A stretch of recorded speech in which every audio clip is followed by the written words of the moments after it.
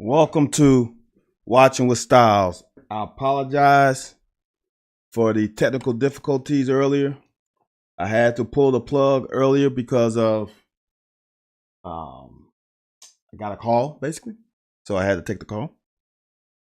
So we are here now. We are not at the usual time of noon because I was in Lexington Sunday, so had to fly back Sunday, and therefore I couldn't get the cut-ups on Sunday, so I had to do them this morning, and I couldn't get them out fast enough to have this thing at the normal time of noon. So we're going to have it almost at midnight.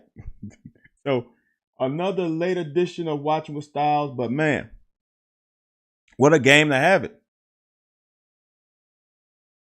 This is a situation where we should have mollywopped Mississippi State. And who would have expected it except me? I said on the locker, Wednesday nights, 9 p.m. Eastern Standard Time with my man Anthony White, I said that we would win by 10.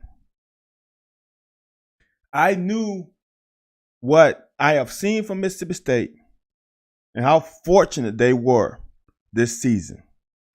See, the thing about it is a lot of people don't watch all the games.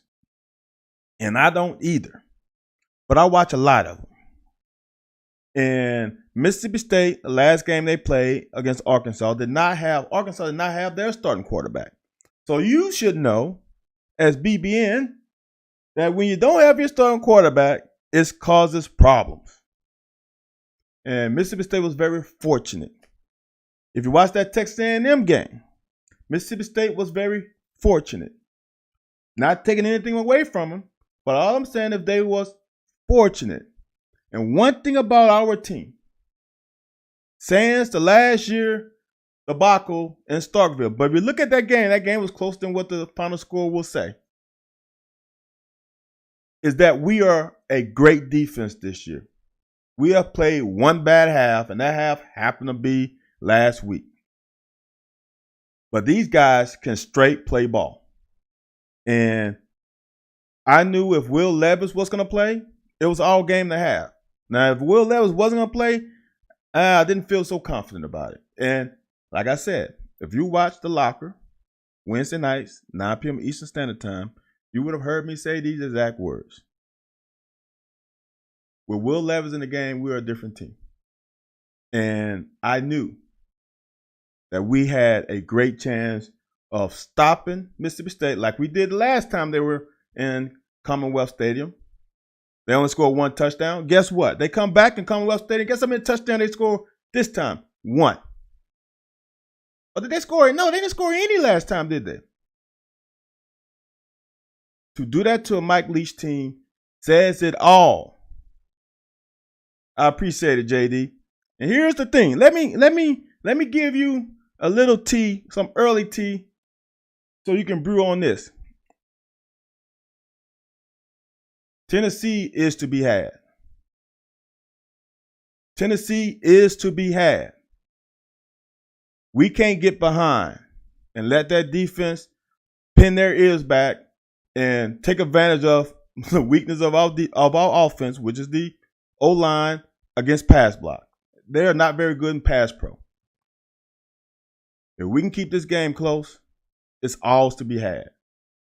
And here's the great thing about it before I go on, because I don't want to talk too long, is we just went down there and spanked them. And we didn't just beat them, we spanked them. You know what's great about that spanking? There's a lot of guys that went down there to Neyland Stadium and spanked them are still on this team. So it's not like in the past where there's no, well, I don't have anything to hold on to because we have never beat them. There's guys in that locker room that can tell you what it feels like. They can tell you what it looks like. They can tell you it's possible. And that's a big difference. Trust me. When you have seniors on this team who have been here as long as Square's been here, he can tell you it's been done. And not that long ago. Actually, the last time we were there. That's confidence.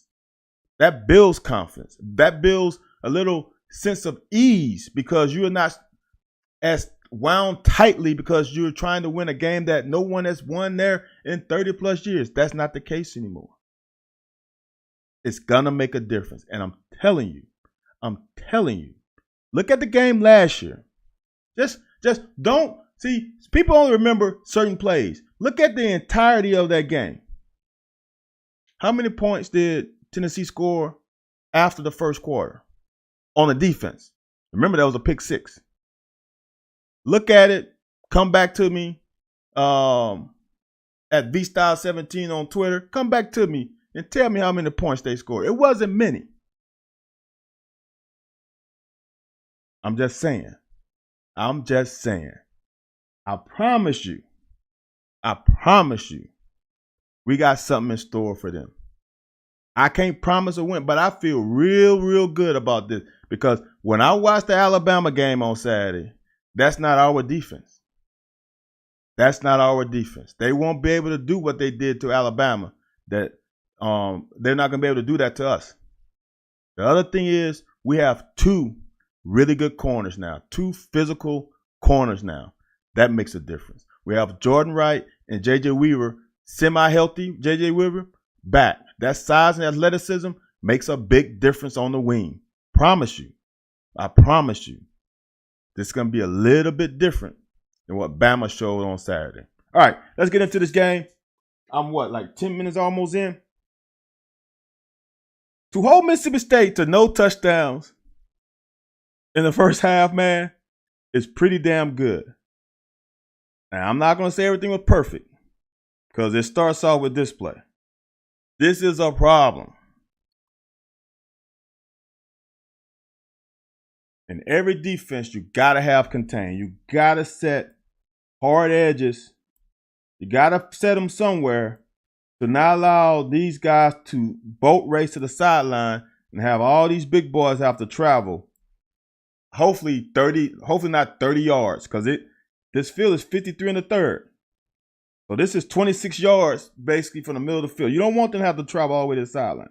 So, like I always say, this is not my defense. I don't know what their responsibilities are. All I'm doing is using my eyes and my knowledge of defense and trying to put it out there. So, in this situation, I'm pretty comfortable saying that Afari has contained. Derek Jackson is going to spill it to Afari. Asian is going to Ty's going to find the fit, wherever that fit is, and try to make a tackle. Valentine is secondary. He should not be making a tackle. So here's the problem. Afari cannot turn his shoulders. He's got to come up the field and create a hard edge. See, this is the thing. In college football, you do your job. If you do your job, you got to trust your brothers to do theirs. They're going to make the tackles. You can't hunt down a tackle. And you're not going to make this tackle as in college. You're not going to make this tackle right here like you make in high school. It ain't going to happen. These guys are too damn good. Do your job. Press the outside shoulder of that wide receiver, tight end, whatever he is, and create an edge in case this guy bends it all the way back. And that's what he does. This play is not designed to come all the way back. Some people will say, this is Ty's fault. It is not. I promise you it's not. This is the inability to set an edge, because if Afari's here, this running back will have to turn it here, or he's going to have to run the hump. Either or. But he can't do this because he's gaining yards every step he takes because there's nobody right here. Just imagine if there was somebody right here. What would that running back have to do? He would have to turn right into Ty. Ty comes down perfectly, and this is a hole. But not going to call that. That's not Ty's fault, because not setting the edge makes this tackle almost impossible. This Lovett kid, I'm telling you, I'm in love with Lovett. And if you watch me anytime in the past couple of years, I was the leader of the fan club for Corker before anybody ever realized it, that Corker was going to be the player he was going to be. Jordan Lovett is on that level. The great thing about Jordan Lovett is I think he has the ability to get interceptions. Corker did not have that ability. But Jordan Lovett proved in high school. He just hasn't translated to college yet. But this is his first year starting. When he gets a little more comfortable, and I don't want to say taking chances, but anticipating more and believing what he sees, he's going to have a lot of picks, because the kid, the way he closes down gaps or closes down cushions and fits on running backs, on receivers, that leads to the ability to pick the ball off. And I'm just waiting for him to trust himself to make those picks.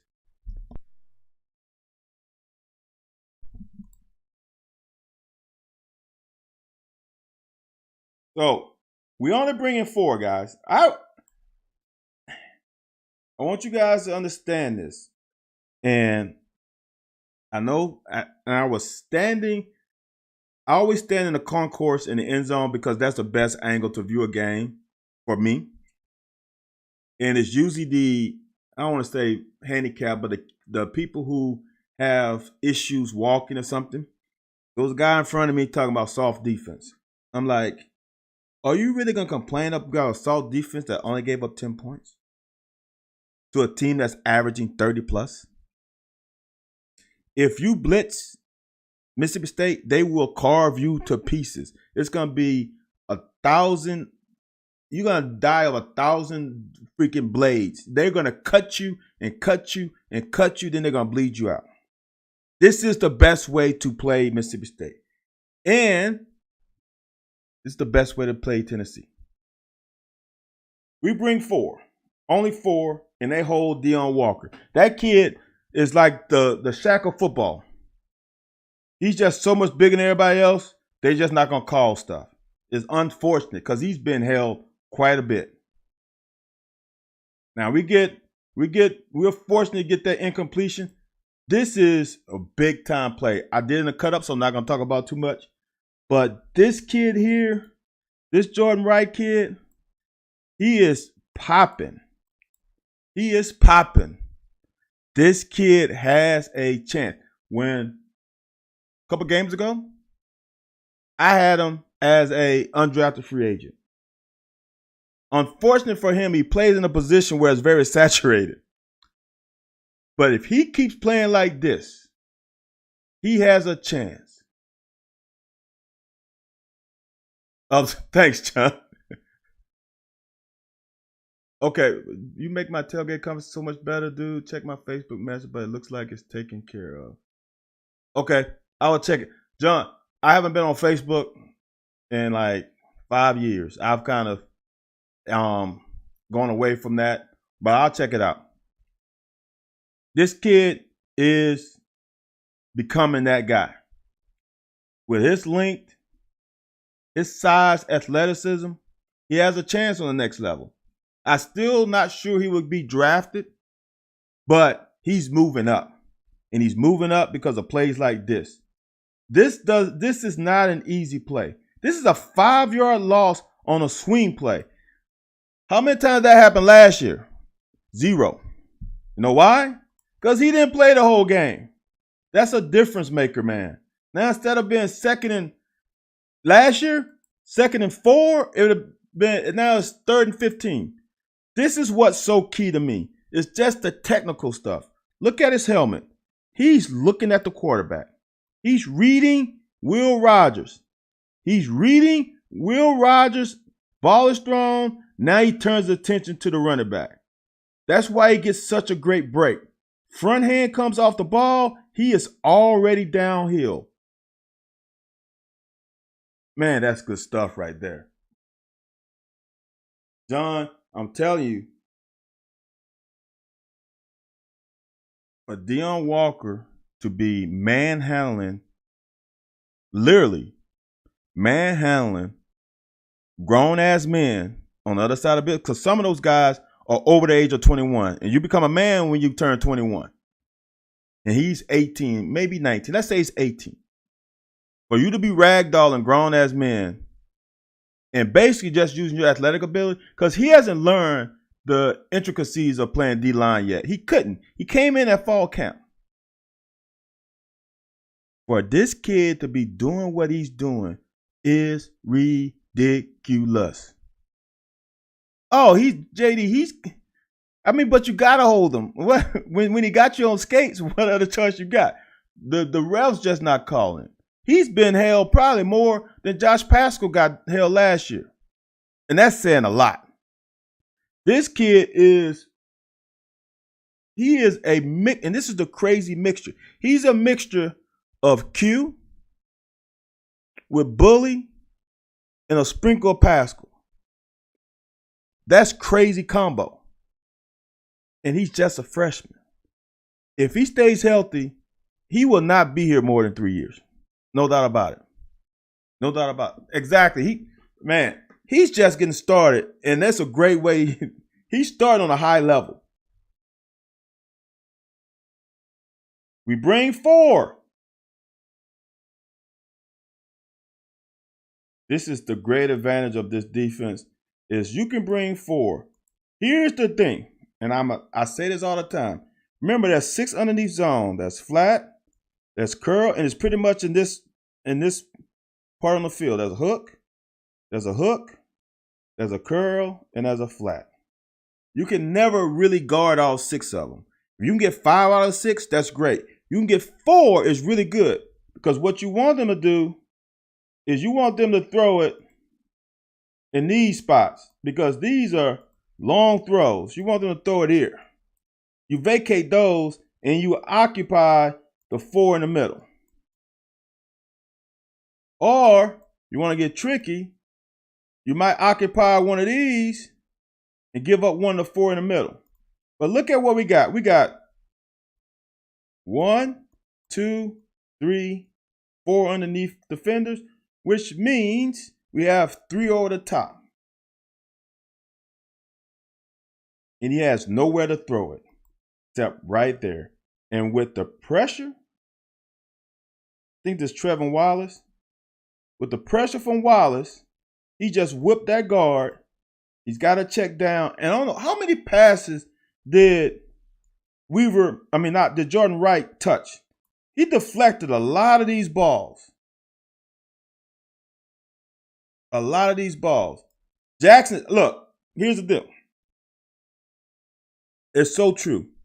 I honestly think Jackson and Trevin Wallace are much better blitzers than Square and Jones. I no shade. I'm telling you, Jones is so missed. And I saw it when he got hurt. And it's more than just his ability. I think it's his leadership ability that we're missing a lot. But Wallace and Jackson, Wallace is the best pass blitzer, and Jackson is a great run blitzer. Because there's a difference between a run blitz and a pass blitz. But Wright got his hands on a ton of balls. A ton of them. Now, I cut this up. I know people are going to be mad at me. It is what it is. But right here, man, that's the hole. The hole is right off of, look at how, and this is how the easiest way for a fan to know what a hole is where there's more blue than white. This blue is covering up that white. This blue is covering up that white. Therefore, that's the way to go. That would have been a big gainer. Suncat 65, the O-line and C-Rod getting more confident in the middle and wide zone scheme added to their power. I haven't seen much wide zone in this game. I have not. But I also think that they felt that they could just bully Mississippi State. Like even this is more of a pin and pull. That's a great read by C-Rod, great sidestep. Now, like for me, being nitpicky, I would have liked to see him bounce it out. Because I'm going to tell you one thing. This guy has no damn chance. He has no chance of tackling C-Rod. C-Rod has proven that. That kid right there has no chance. And I know as a running back, and I play a little, and I've talked to many running backs. They look past the first guy. This guy right here is not even in their sights. They know they got him. They looking for the next guy. They looking in this area to see what the next guy, because they know this guy's X'd out. But that's C-Rod being C-Rod.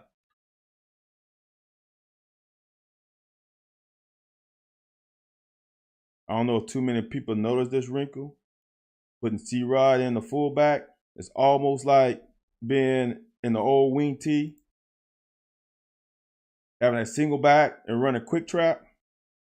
Now, it's not a quick trap, but just the idea of getting him the ball and hitting the line as quick as possible. On 3rd and 1, that's a bread and butter, especially the way Jatan has come along. Because now the opponent has to respect Jatan. Because what if you don't give it to C-Rod? Sometimes they're going to win, and we just got beat up. We just got whipped on this. Flax just got straight whipped. Backside Burton got whipped. That's just a whip fest. But it's going to happen. Whoa, guy, they probably need to ditch the outside this thing. Like, yeah. It bothers me that in the second year, now it's not like you have the same guys come back, but I'm going to tell you something. The wide zone for a defense is a bitch. It's just hard. Because as a secondary, you really don't know if it's run or pass. You really don't. Because nobody really fires off the ball and try to get to the second level right on the snap. Now, will they try to get to the second level? Yeah, but it's not immediate. Like, when it's gap scheme or inside zone, you see a guy trying to go to the second level. And so, therefore, you know it's a run. Automatic. It's almost half a second of the ball snap. You eyeball the uncovered lineman, and you know right now it's a run. All right, Suncat. Now, you are preaching what I'm preaching. How many times have I said that? There is no real but let me finish this. So in a gap scheme, guys are coming off the ball, they combo blocking, chipping, getting to the next level. In a wide zone, it's not the same. In inside zone, it's kind of like an in-between to me, maybe Suncat, since I think he's an old lineman. the inside zone is, to me, a combination of the gap and the wide zone. Wide zone, you're going horizontal as much as possible. And when you go horizontal, just think about this as a defensive lineman.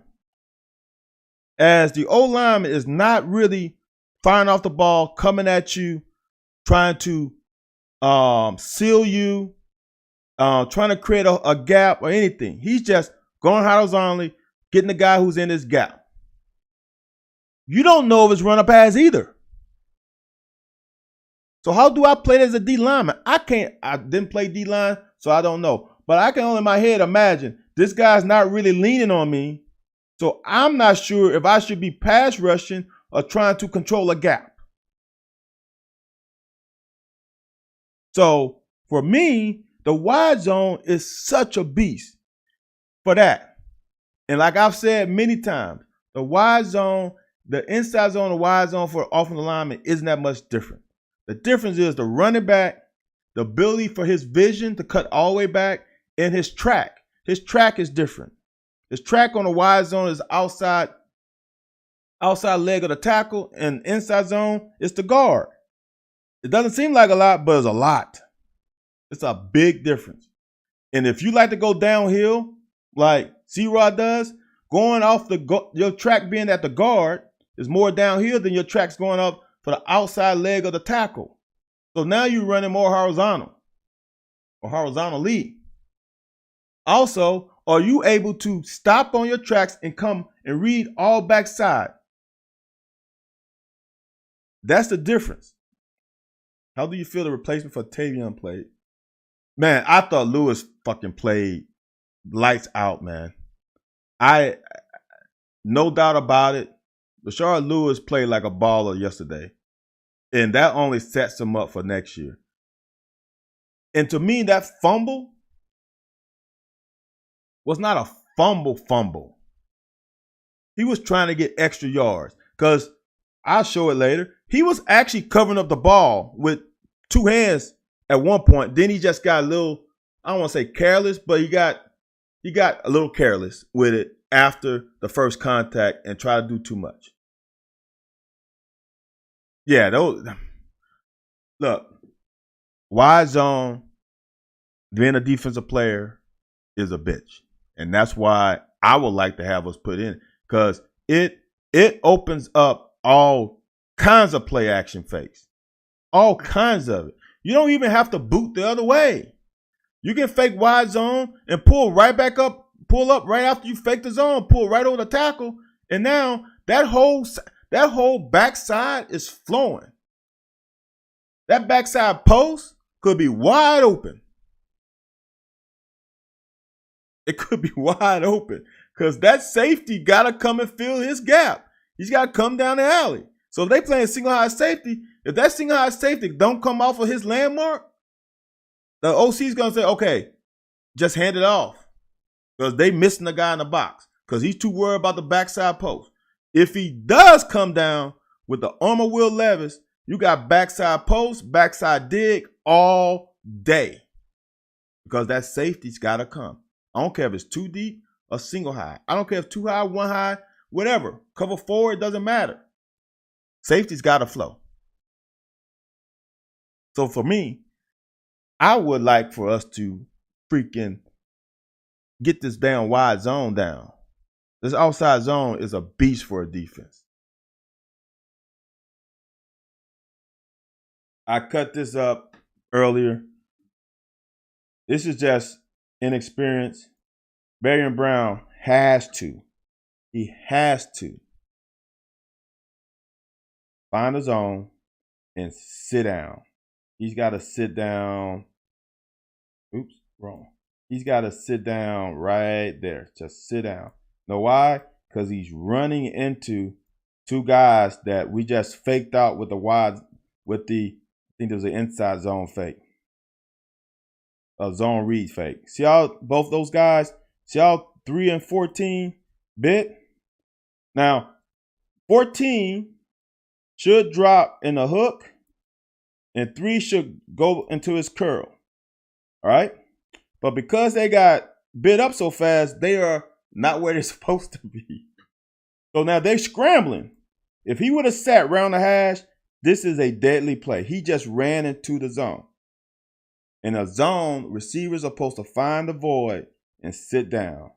Will thought he was going to sit down, and he didn't, and he ran through the zone. You don't run through the zone in zone. You sit down in zone, you run through the zone and man. But that's just a learning experience by the young guy. You can stay on the double longer in zone, can manage angles on the middle level better than gaps. Wide zone creates movement with 5 run lanes, right? Y'all need to go on YouTube and read Suncat 65 comments because he's on point. That's it. That's it. So wide zone is a bitch, man.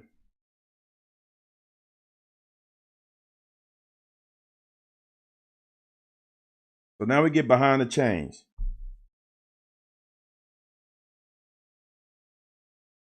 This is when Will does this. This is winning football. When Will climbs the pocket, that gave him a little, but I cut this up. I don't know what Burton is doing. I just don't. This makes no sense. Why is his set so short? Why is it not further back? That is a great throw. That's a 4-yard throw that turns into a 14-yard gain because of Jaton McClain and Will Levis stepping up in the pocket. Because if Will Levis didn't step up in the pocket, this play doesn't happen. How many times have Will got to the top of his drop and stayed there or retreated? These two tackles make these two defensive ends run around the horn a lot. JD, that's not a hole. They don't call a hole on us. How are you going to call a hole on for them?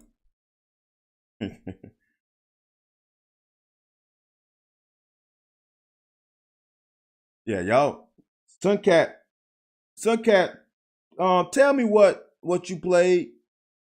Tell me what you played, Suncat. Did you play in college? Are you coaching? Because your understanding is high level. The only way out of pocket is forward. Thank you, Suncat. Suncat, I was taught that as a 8-year-old. Now, the guy who coached me at 8-year-old was a college quarterback. So I got taught the right way. I got taught, and this was 3-step drop. 3-step drop, plant that foot, hitch, and throw. Because your routes are based on the timing of your drop. Right guard, see? I knew it. I knew it. Suncat played right guard and JUCO. Yeah, on the way out is forward, not the back end. Because now you're making your tackles look bad. But they just ran the defense end around the horn, and you running into where he's blocking them. Makes no sense. Climb the pocket. And I don't mean you got to climb the pocket all the way back up to the centers behind. Just take a hit step and change the launch point. The launch point, for example, since we're here late, no one's at lunch. So right now, let me go back.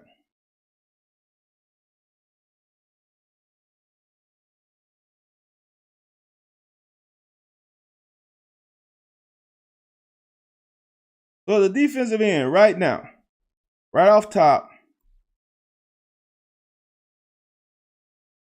my launch point is probably right there. What I mean by launch point is that's where I'm rushing to because I think that's where the quarterback is going to be. I'm rushing to that. So if the quarterback goes to there, let's see where Will goes to. 1, 2, 3. I was almost right on it. Now, if he stays there, look at this guy here.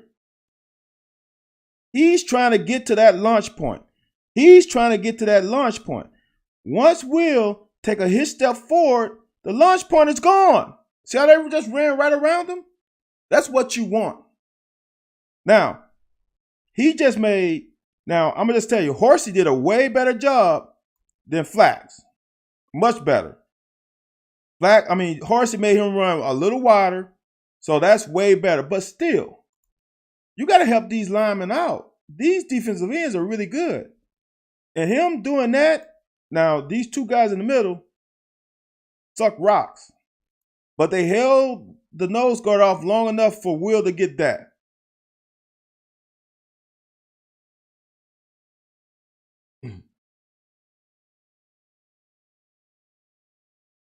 Now, this time, I didn't show the last. This time, Mississippi State really formed a new line of scrimmage on outside the ball. And I'm looking at it. I'm over here in the end zone. I'm like, we're not going to get this. That was, JD. That was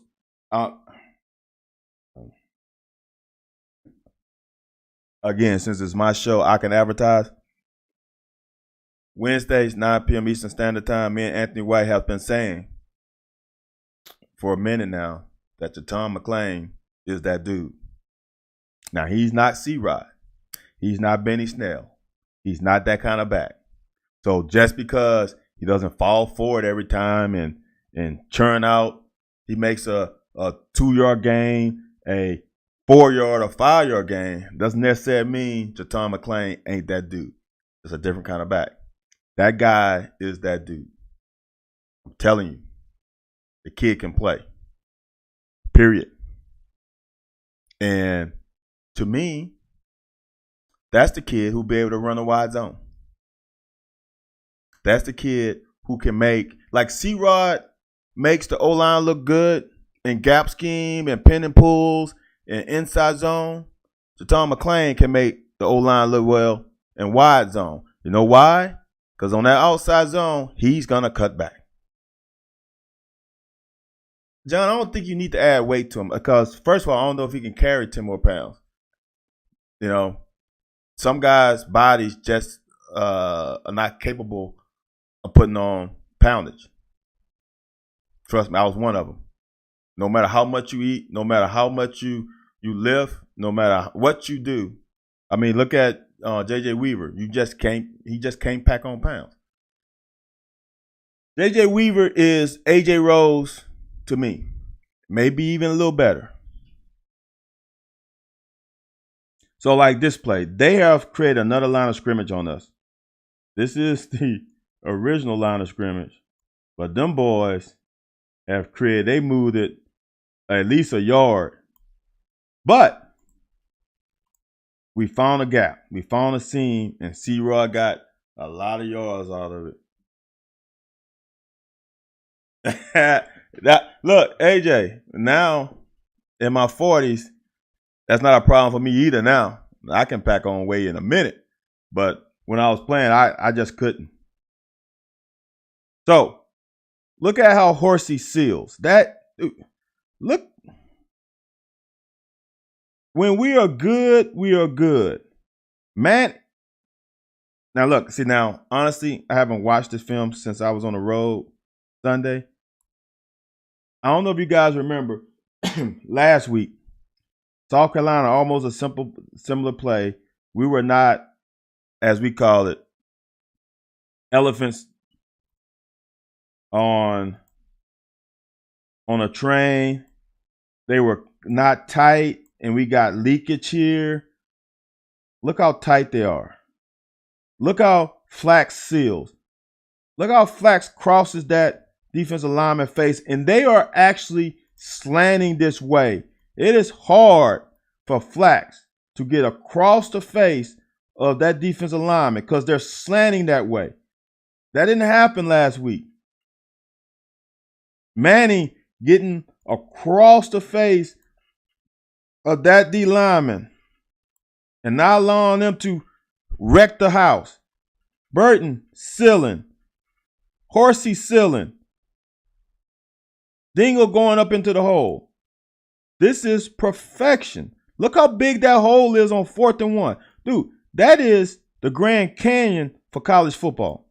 That's the Grand Canyon. That is humongous. That's how you get it done. And arm tackles are not going to, you can't stick your arm out there and tackle C-Rod. Now, that's the difference. Now, if that was your Tom McClain, maybe he doesn't get as many because an arm tackle will slow him down. An arm tackle will not slow down C-Rod. Man, this play, I did this and cut up. This play is so huge. Will has learned, and not making a mistake is not a problem. Making it again is where you get issues.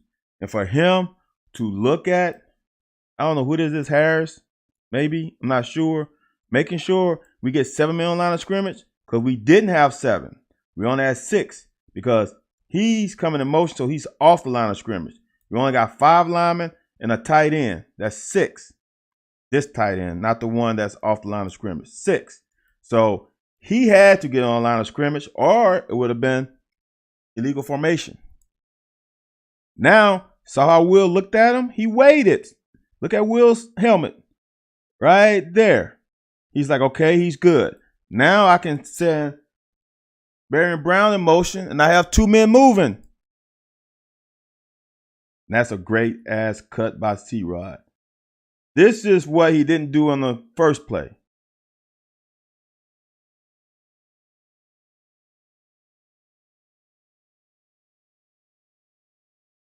Nine yards. Now, honestly, I really think that play was designed to go there. Now, this is on Magwood. This is not the screen where you're on the bottom, top, and bottom of the numbers and you're trying to make everybody run further. Once Magwood got to here and he sees Dane Key has it, just turn up the field. Because if he does that, Dane doesn't get called for this hold. That wouldn't have been holding if he would have turned up the field. Because Dane, they don't call hold. Now, Dane's got to get his hands inside. They don't call hold right here. That's not a hold yet. The hold happens right there because Magwood went outside. If he would have stayed inside, we wouldn't have got that holding call. So now we get put in a bad situation. A little smoke sighting. But we get another flag, I think. Now we 2nd and 17. This is what killed us. We only had 3 points because this kind of shit killed us. It just hurt us. Flags, the penalties, putting us behind the chains, just hurt us in the first half. We didn't have this issue in the second half. That's why we put up points. That's why we put up points.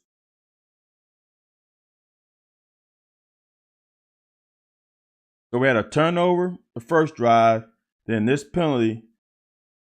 Well, fumble this drive.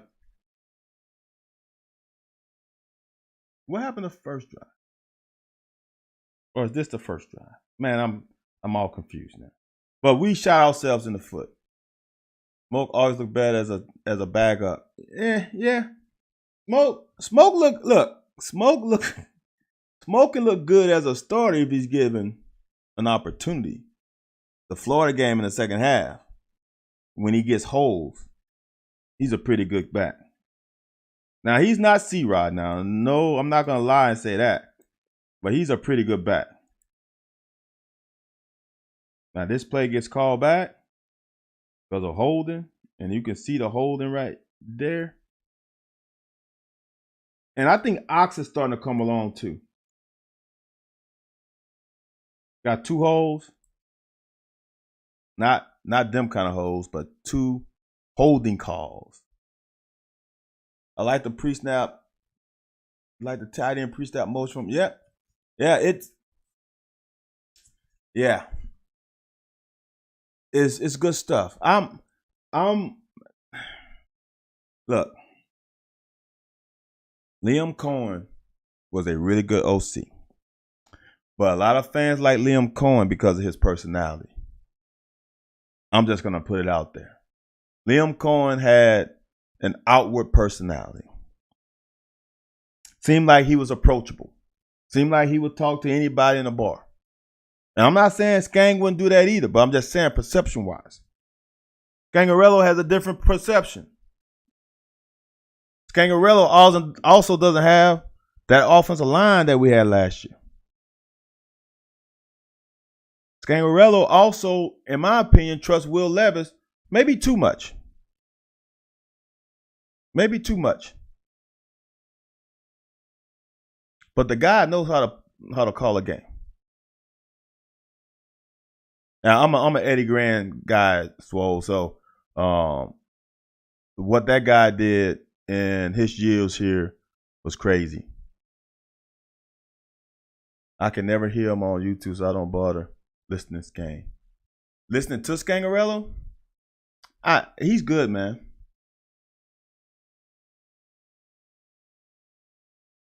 Israel Terry, I hope you are right. I hope you're right. This play, as a linebacker, you can't drift. Square start to drift a little bit. And with that drift, he got outside of his zone. But luckily, they got a penalty.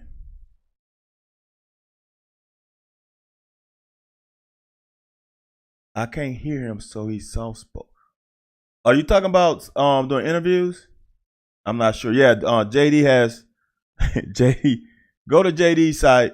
Oh, and I think is it the rival site, JD? He is. I don't know, man. Cohen ain't run a double move at the end of that Ole Miss game and ain't run a quick screen on the pick. Bullshit. Bullshit, Nate. Do you remember the Alabama game? I'm not Alabama, the Georgia game at the end.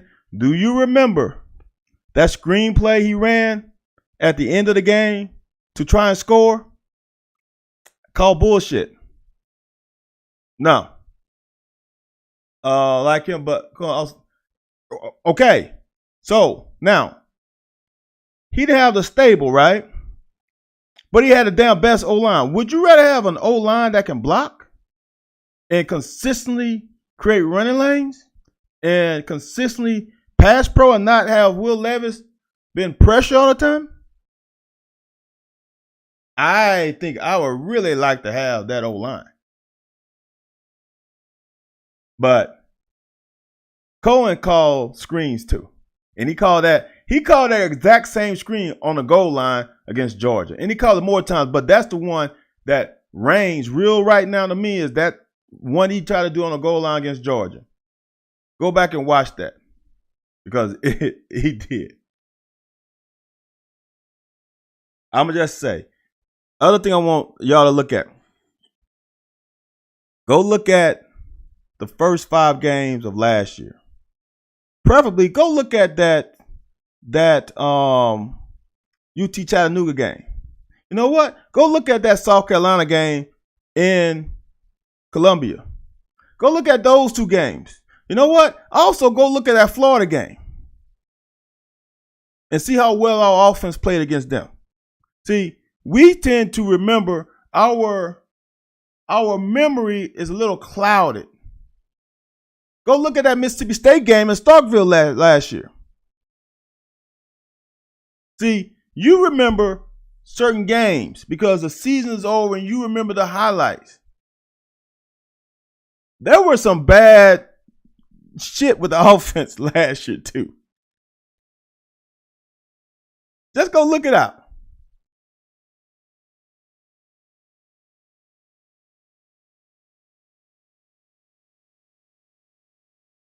I'm not talking about a great. Oh, but I'm just talking about a play call. So what you telling me is Scangarello can't call the same call Cohen can call? Liam called the exact same play.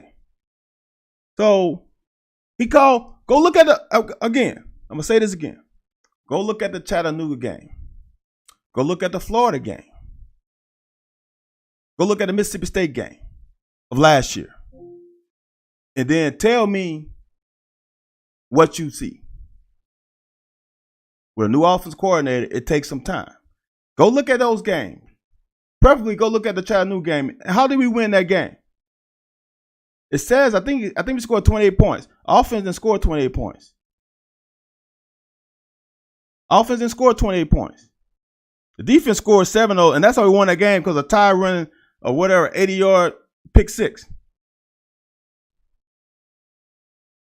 Just go back a little bit. And you got to watch the game. Just go check out the stats of those games. And he had C-Rod the whole season. That's another one.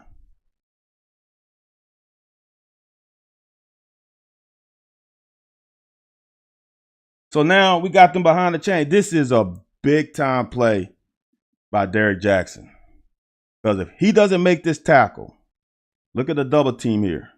I don't know how much further this running back could have ran, but it's further than here. That is a great play by Derrick Jackson. That kid, I'm telling you, that kid's going to be special. He is the Danny Trevathan. He's that good. I think he can be that good. If you don't remember Danny Trevathan didn't play on great teams, but he racked up a shit ton of tackles. And this guy has all that ability to shed that block and to make that tackle in the open field, man. Whew. He saved us about 5 yards at minimum. We rushing 4. I want you guys to look at the amount of guys we rush, because a lot of people want to say, oh, they thought we blitzed a lot. We did not. And I charted all the pass plays. We did not pass. We did not blitz a lot. Blitz is only 5 people more. Jackson Lovett, Wallace, Afari, Kobe Albert. And here's one person y'all are forgetting about. Vito. Wait until Vito comes back. That secondary really looks special. You got Levitt. Wait till Geiger come back. You got Geiger. You got Vito. You got Lovett. This team is set up to be really special.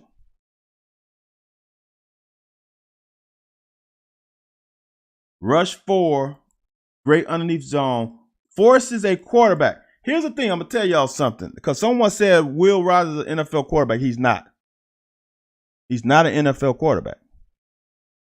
You know who he is almost? And he's not as good as he's Ty Detmer. And I've just aged myself with the reference of Ty Detmer. Ty Detmer played at BYU. I think he was Heisman Trophy winner. He is Ty Detmer. He cannot throw it. His arm isn't strong enough. NFL, the hash marks are all in basically the middle of the field. So there's no boundary. There's no short throw.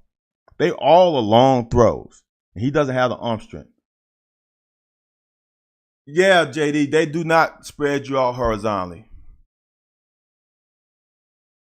Okay. Time permitting, can you offer some insights on the splits Leach used versus hypo used and what difference that makes? So, let me get to the next play.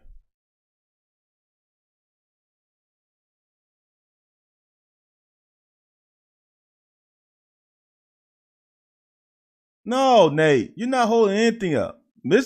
Look, especially, I might start doing them all at this time because the interaction is better. I might start doing them all at 11:30, 10:30, so all you guys can get in here because these conversations are so much better, and then I'm not forced to try to cram it into an hour. So that's a long throw for Will. It's just too long for him. So here's the difference. So if you're on a hash, and let's just scratch all there, guys. Right, JD. If you have a guy on the bottom of the numbers, and base, let's just say the top of the numbers. Let's say you got a guy on the bottom of the numbers and on the sideline, all right? As a defense, you got to bring somebody, let's say they go doubles and not trips, right? And let's say we go in this coverage. Somebody's going to have to come out of the box and cover number 2. So you're going to have to expand this guy. Preferably, he's going to probably come to the top of the numbers. Now he's out of the box. So now you got a corner. Valentine will be all the way over here. Oops, wrong. Valentine will be here. And now you got a linebacker or a DB, depend, will have to split out. So now you lose a guy. Now you got 6 men in the box. You got 1, 2, 3, 4, 5, 6, and they got 5 blockers. Now you're in trouble in the box, right? Now, the way we play, though, is we won't go man. So just imagine right now, if we do this, like I said, and let's X this guy out. And now we're playing like Alabama played. Now we are straight man, right? We're a straight man. Now, this guy here has to cover this slot receiver all the way down the field. That's a problem. It's a big problem. Can you imagine? Let's put Jordan Levitt there. Can you imagine Jordan Levitt on Hyatt right here? Mano a mano, man to man. Who has the advantage? They do. They do. So it's an issue because now you got so much space. Because remember, this guy is out. He's really here because they're going to put doubles. And this guy is really out here. Now you only got one guy in the middle. And you got these 2 guys on islands. That's what Bama did. And you know what's a great route? A great route? They run a little switch route.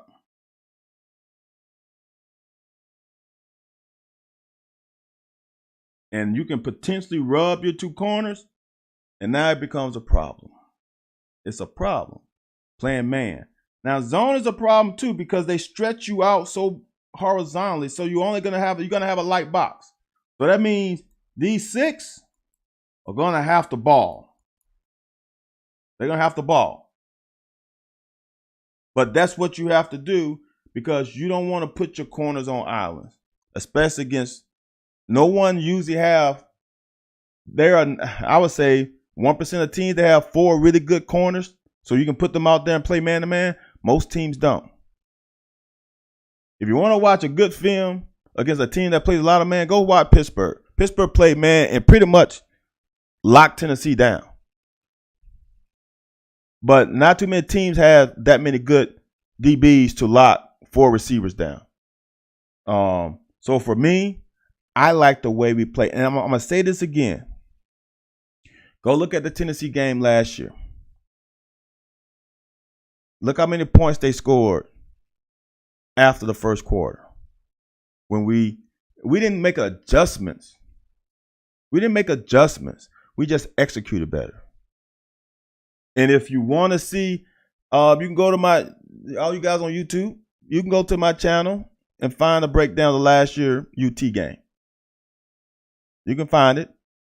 It shows you some bullshit things that we did. And I don't want to say one guy in particular, but we did some bad stuff. And we finally figured it out. We finally figured it out. So that's just a quick in a nutshell.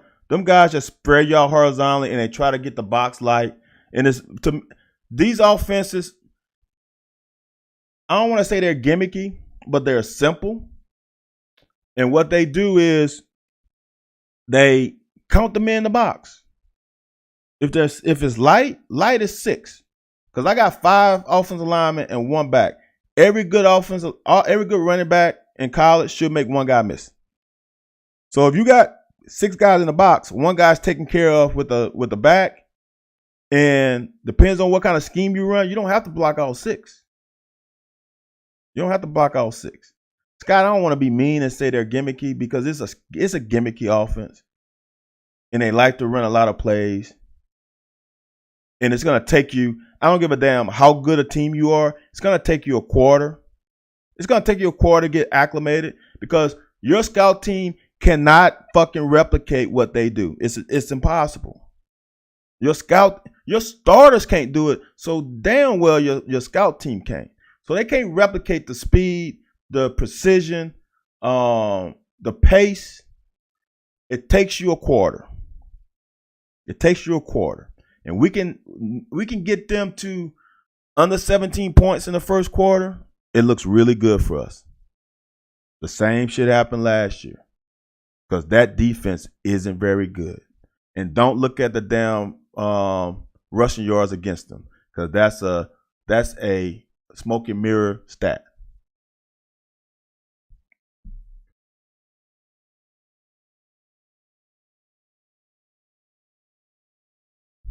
Can you spy out of what, Nate? Of our defense? Yeah, you can spy. And we kind of spied in this game. It's some little. You remember last year how the backs got on the flat? And it's kind of funny. Mike Leach figured that shit out. Back gets out in the flat and they get it to him and we miss a lot of tackles. Oh yeah, we can definitely spy out this defense. No doubt about it. And how the back got out and we missed tackles.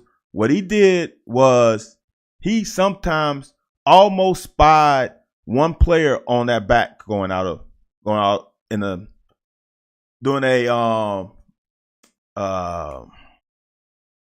basically doing a flare route out of backfield. They didn't do that this year. They went more choice route arrow into the middle of the field this year because they saw that we were not giving up those flare routes to the running back. Yeah. So in essence, Nate, what you would do is you would just spy one of these backs, one of these linebackers, and you just miss a zone. So like right now, let's just say we ran cover 3. We ran they more in 2 high safeties. Let's say they ran 2 high safeties. Let's say we went 2 high safeties, all right? You would have him in the flat. He would go to the hook. He would go to the hook. He would go to the curl. He would go to the flat, in theory. But what you would do is you would probably spy your middle runner and lose that zone.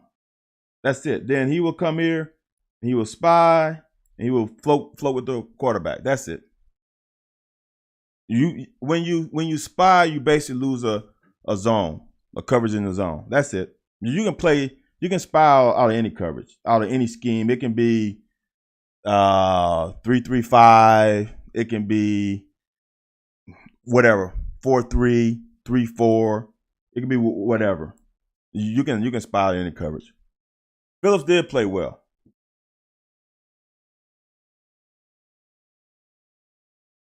Again, we only bring 4. So all we did here, as I said earlier, instead of Valentine being in the flat, we just went curl. He probably had curl to flat, curl first flat. We went hook. We went middle runner. And when we curl with Weaver, which he was on the line of scrimmage. So now that messed up their count. And now Valentine does a great job of just making a play because he has contained. If he doesn't make the sack, that's a problem. You cannot tell a playmaker not to make a play. Valentine played his ass off this game. I got on his ass last week because he wasn't focused and he wasn't engaged, and he made our defense look bad. And I'm not sure. Well, I'm going to say this. If I see it on film, the coaches saw it. And if I see it on film, his brother saw it. I promise you some shit was said in the meeting room. I can guarantee it. That you can't do that shit and have us be a great defense.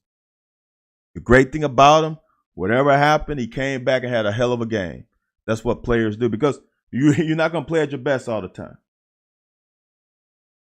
But all we did was we tried to get influence, the O-lineman, and brought Valentine outside. This running back did a great job. He's just not Jaton McClain. That's it. Yeah, well, AJ, running backs usually can't pass pro. To me, this was sometimes the other player makes a better play. I'm gonna tell you what he's thinking. He's thinking he has contained. So he is leaning to the outside because he knows he has contained. I guarantee you that. This back said he is going to run this way. And I gotta make sure I don't shorten that edge for him. But Valentine gave him the old dead leg. He was leaning all over his skis too much. He was ski jumping. See how he did that forearm? He just thought he had him outside. Boom, gone. But if he misses that and Will Rogers get outside, that's a horrible play.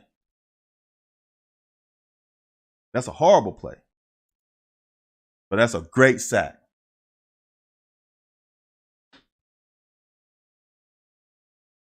Yeah, that lunge was absolutely horrible. Saunders, look, we all talking about Dion Walker. Saunders is the second best defensive lineman. Period. It's period. Saunders is the second best defensive lineman. That's over Josiah. That's over Justin Rogers. That's over Ox.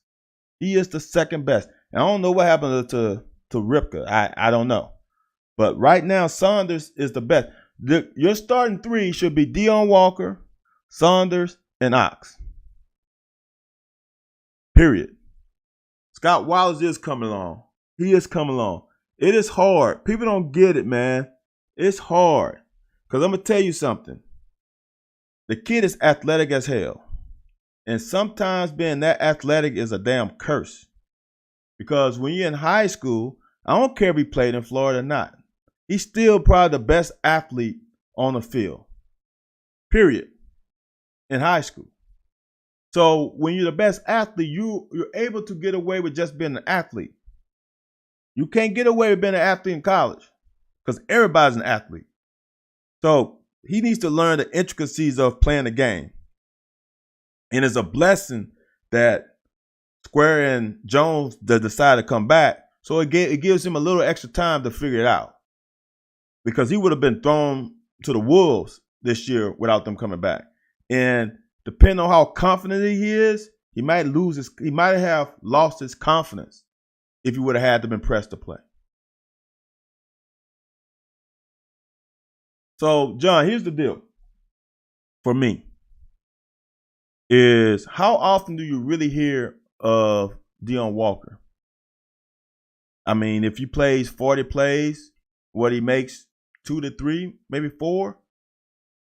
The problem in this defense, the defensive line isn't made to be a stat builder. They are made to make the linebacker's job easier. And that's some of the problem. Ox has made plays. You just haven't made, you know what? Ox hasn't made different making plays. Dion has made some eye-opening plays. Dion is not making a play every snap, though. Because it's hard. Because a lot of times, you're being chipped and double teamed. You either been chipped or you've been double teamed. No, you should have saw 0 on the first series. You saw 0. You just ain't gonna see him make a lot of tackles. It's just hard for those guys. 3-4 is not very friendly to the 3-down lineman. It's just not. Can't wait till we get clips. What number is Caddis, please? Because I don't know all these numbers. 84, maybe?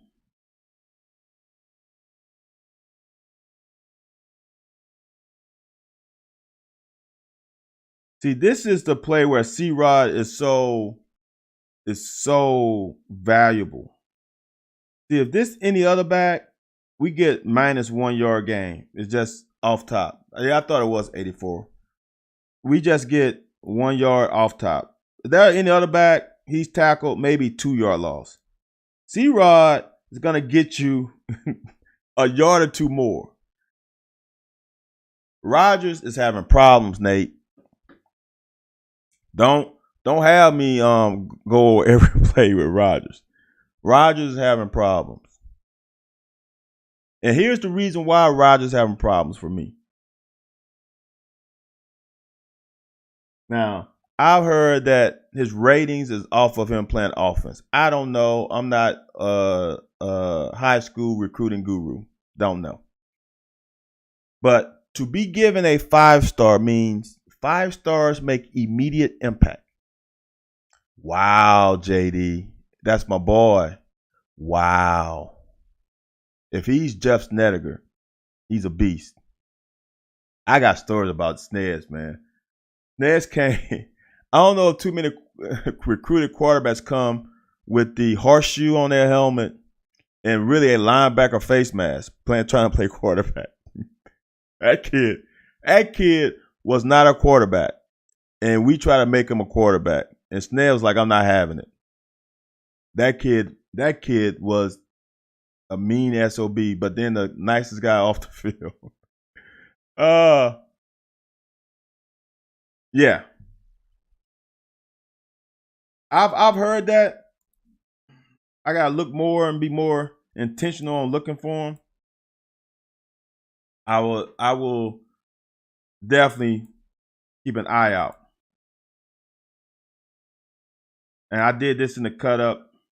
And I'm sorry, YouTube. I just realized I am late on cut ups for you guys. I don't think I even put the Ole Miss second half. So I owe you guys Ole Miss second half and South Carolina first and second half cut ups. I will probably do that tonight since I'm way behind. Then I'll do this cut up tomorrow. Now, this wasn't a catch, unfortunately, but it was a catch because they called it. And this kid here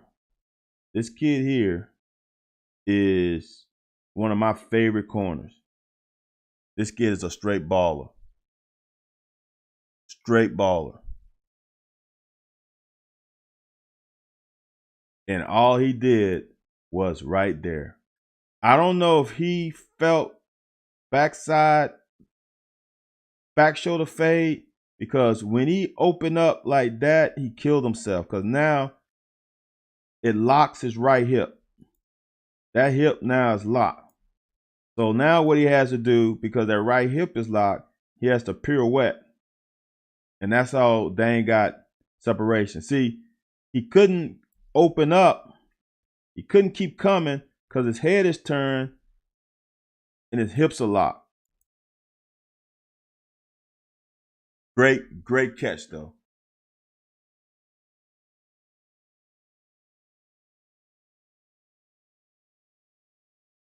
You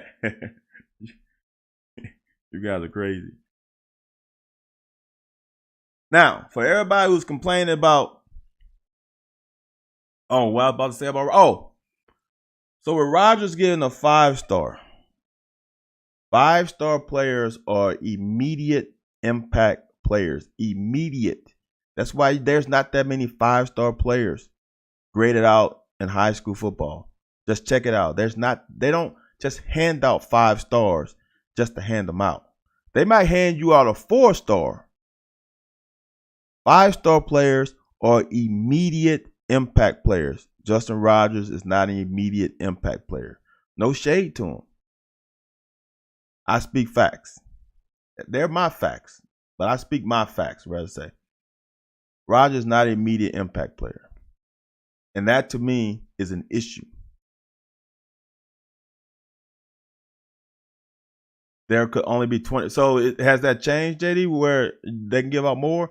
So they only get 20. Think about this. How many kids come out? They only be able to give 25? I know in Florida alone, they probably got 60 to 70 players that are 3-star or higher in Florida alone.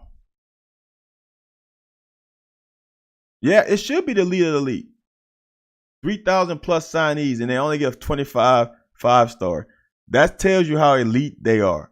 So if you are, it's like giving I don't play Xbox Madden or whatever it is, to get that certain ranking for NFL players. That's the equivalent for college players. They're getting the highest ranking possible and only giving 25. Dude, that is crazy. Let's say it's even 100 out of 3,000 plus. That's still crazy. So for him to get that meant to me he should have came here and been an immediate impact. Dion Walker didn't get a damn 5-star. Dion Walker was a 4. He's immediate impact. He is an immediate impact player. So who should have gotten a 5-star? So that's my problem. Has Justin Rogers improved? Hell yeah, he's improved. No doubt about it. I'm not saying he's a bad player. All I'm saying is if you come here with clout and act like you have clout, we got to see it on the field. And we just haven't seen it on the field, in my opinion. So that's my issue. You know who has shown it on the field? Besides this year, Ox was a 4-star, and he showed it last year before he got hurt. Dion Walker's a 4-star, and he is balling out right now. Those are immediate impact players. That's what I need to see out of Justin Rogers. Now, it takes some kids longer. It does. It takes kids 3, sometimes 4 years. It don't take 5 stars 4 years, though. You know the 5 stars when you see them. Wow. Only 20 in 2023. That says it all.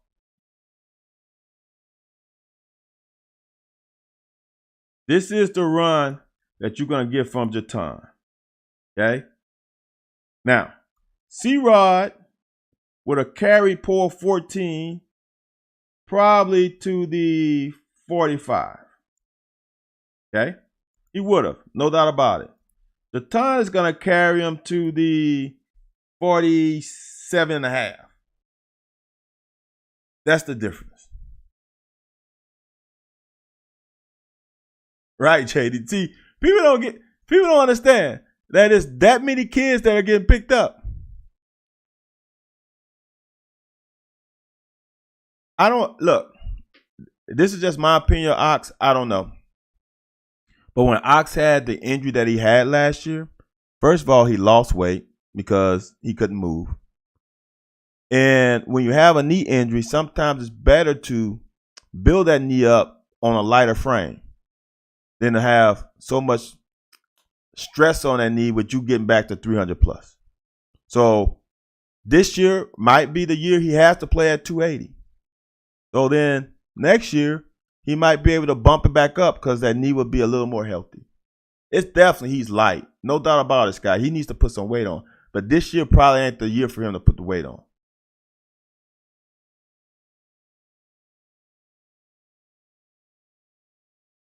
The difference between Jatan and C-Rod is the ability to run the wide zone.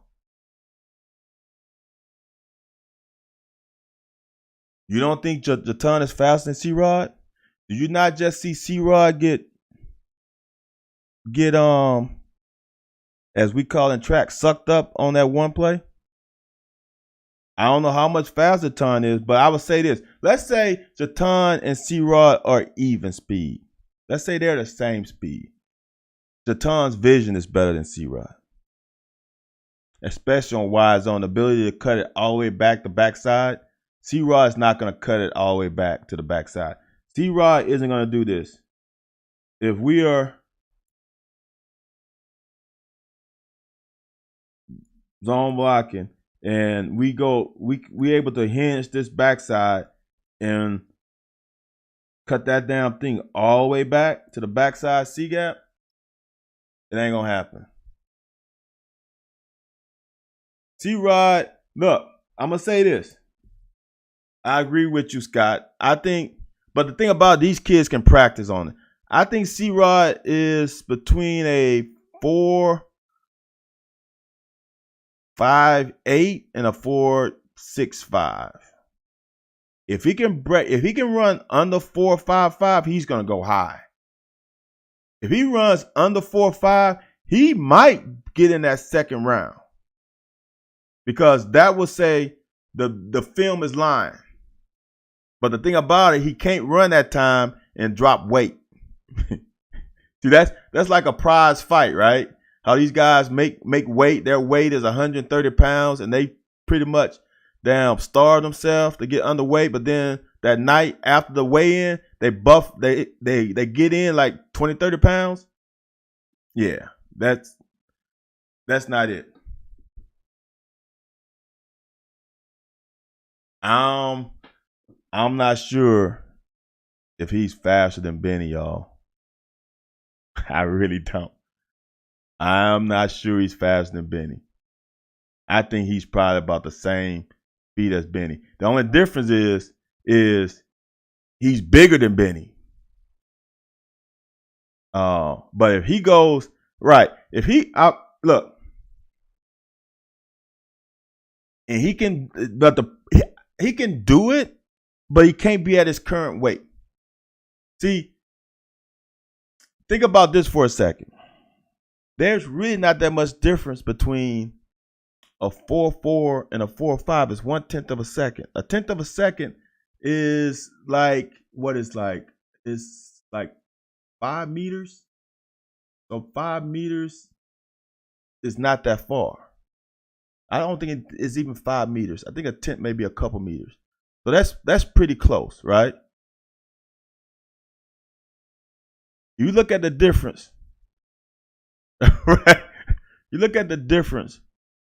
Look at look at the two kids from Ole Miss. They're probably 4.4s, maybe high 4.3s. I think Zach Evans probably run a 4.3, high 4.3. He is way faster than Benny and or C-Rod. Them runs where they get caught ain't gonna happen with those guys. With Junkins and Zach Evans, they ain't gonna get caught. If they break it like C-Rod broke it, Boone Williams is way faster than C-Rod. If C-Rod, I'm gonna tell you, if C-Rod busts a low 4.5 at his current weight,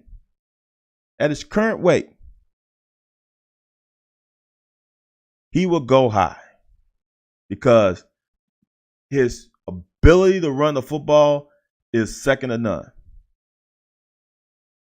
So, see, people think speed is needed in a wide zone. Not really. It's more of patience and vision. You don't got to be a burner to run wide zone. There have been some great wide zone running backs that are not burners, but they have great vision. You actually need to be really patient because you need to be able to cut back. Yeah, backs with great speed are not getting caught from behind, period. That's just period. It ain't going to happen. Guys, look, I'm serious. I love this. I appreciate all the comments, all the questions, all the back and forth banter. So I'm going to keep this. So I won't make it as late. I might start at 10 p.m. Eastern Standard Time. And we can roll like this because this is enjoyable. I appreciate it. All you guys. I don't want to say names because I want to miss somebody. I appreciate all you guys. This is fun. Even though, like JD said, I'm still in the first quarter, that's fine. We are hour and a half in. I like talking ball, so this is cool. I don't remember if we got a hold on this. Did we get a hold on this? No, we didn't. Like JD tried to, this is a hold. But this is something that is going to help C-Rod right here. This is a hold. C-Rod's ability to bounce out like here. See that side cut, that jump stop? Cut laterally. He couldn't do that earlier. 84. He said there goes 84. Okay, I see him. Let me see. Yeah, okay. That's a whole that's a WWE takedown.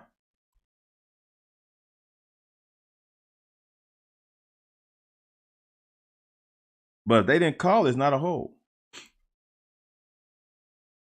That's a great jump cut and ability to get downhill. See, this is yo, that's the great thing about C-Rod is this ability to fall forward. Instead of 3rd and 1, it might be 3rd and 3 with any other back. So now a little pause here. When people say, why don't you give the ball to C-Rod on 4th and 2 or 4th and 1 all the time? You know why? Because sometimes the defense freaking sells out for it. That's 3rd and 1. We lost a half a yard. You can't get to everybody. You can't get to everybody. Look how many guys they got in the box.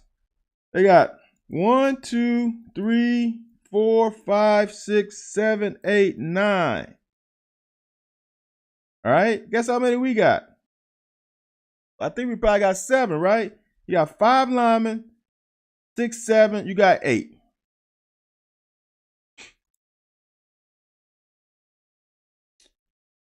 Okay, now looking at this now. Dingle, you're right, JD. See now, but the thing about it, we automatically say it's Dingle, right? But maybe it's not Dingle. See, this is the crazy part about it, because now I'm looking at it for the first time. Could it be this? Watch this. Could it be Dingle's supposed to kick out the outside guy? We're supposed to combo here to here. I'm not sure. Because to me, the obvious thing is Dingle is going to that guy. He's going to this outside guy right away. And watch Bates tries to come off. But Bates can't come off until Caddis has leverage. And if Caddis doesn't have leverage, that means Bates has to wait a beat longer, and now he's beat. So I'm not sure that's on Dingle. I think it's on this terrible combo block. So I think that's on, I'm going to say it's more on Caddis than even Bates, because yes, it is. Because watch their step. Bates step inside. Caddis steps inside. Well, see, and then this guy, look, this is the hardest thing to accept as fans. Sometimes the guys on this side of the field, they're on scholarship too. Because this guy takes Caddis off of his route to get into that position to seal that off after the chip of Bates. See how that guy blocks 84 out? See, I think that throws it off. This guy throws it off. So that's hard to accept. Sometimes they get you. That's why coaches get cute on 4th and short. Because they know they can probably get something outside. Because it's easier to get something on these guys than if they load this damn box. I don't understand why we don't do this all the time. But I'm going to show you something since we got time. I want you to look at the difference of Mississippi State on this play in their alignment because of formation we came out in.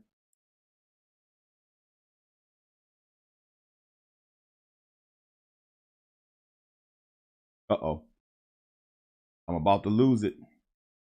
Now, this is amazing that this program lasted this long. Usually it bails out on me earlier than this. So for you newbies, my program is finicky. So I have to oftentimes, at least once during a broadcast, I have to reboot. Just give me a couple seconds. But I want to show you the difference when they sell out and when they don't.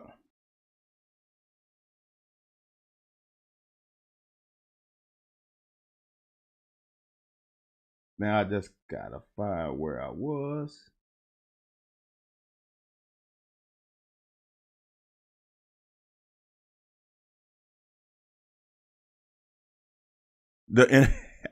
I wish I had intermission entertainment. You guys are the entertainment. Look. Sometimes what you think you see isn't what really happens. And like that play, you think it's Dingle's fault, and it really isn't. It really wasn't his fault. And it really wasn't anyone's fault. Their defensive player just created havoc. And like Austin Jones says, it creates a domino effect. I'm sorry, I was supposed to go back to this. So watch the defensive alignment on this play. Now, look at how many damn people in the box on the line of scrimmage right there. That's the whole damn team because of formation. We went two backs. I think we went one wide receiver. There we go. We went 22 personnel. Two tight ends, two backs, right? So look at that. Take that snapshot of the D-line and take this next snapshot. They had everybody. They had even Mike Leach on the line of scrimmage that right there. Now look at the difference. Totally different defensive front setup purely because we put guys out here. We went 12 personnel with one back and two tight ends. Look at the alignment. Look at the alignment here. It's different. They don't have every gap taken care of. We got a 0. This is like this looks like a 3-4 defense. They got 4 techs, 0, 4 tech. So that leaves a void between a guard and that 3 tech because they're scared that we might pass it. So now there's a void there. The linebackers are how far away? So there's a void, and that's how we get that. And that is when I was sitting up here in the concourse, if he doesn't trip, it's touchdown.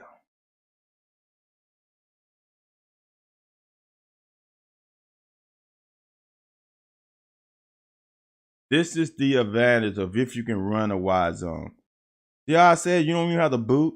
That's a wide zone fake with a pull-up. Now, there's nobody there. Now, here's the crazy part. If Will went that way, he might be still waiting to pass the ball. See how he goes that way? Now, it was a hole, so it wouldn't have mattered, but that's pocket presence that we need more of. That was a wide zone play. They just beat us up. It doesn't look like much, but this is big. As I was saying earlier about how my little league coach explained to me, top of the drop, timing is important, throw the ball. See, this is huge because of timing. Know why it's timing? Because now this guy is out leveraged by Jatan. Now Jatan has a corner out there. That's it. That's it. Great timing. Now, obviously, we didn't do too much on it, but it's just start something. Now, Horsey just got his ass whooped here. And to me, this is just a bad set. What made him stop? Let me play at regular speed. What made Horsey stop right there? What made him go at him? And now Will has no shot because we all got pushed. So he can't climb the pocket like I would like him to because he's got pushed up the middle. Am I frozen, Nate?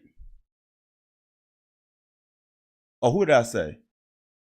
Buford. If I said somebody else, I sure hope they don't see this because it was Buford. It was not Horsey. Yeah, it was not Horsey. Horsey is right here. If I said Horsey, I apologize, Kenneth, because that was not you. This is you here. I'm sorry. That was Buford. 3rd and 22, though, we really had no shot, be honest with you.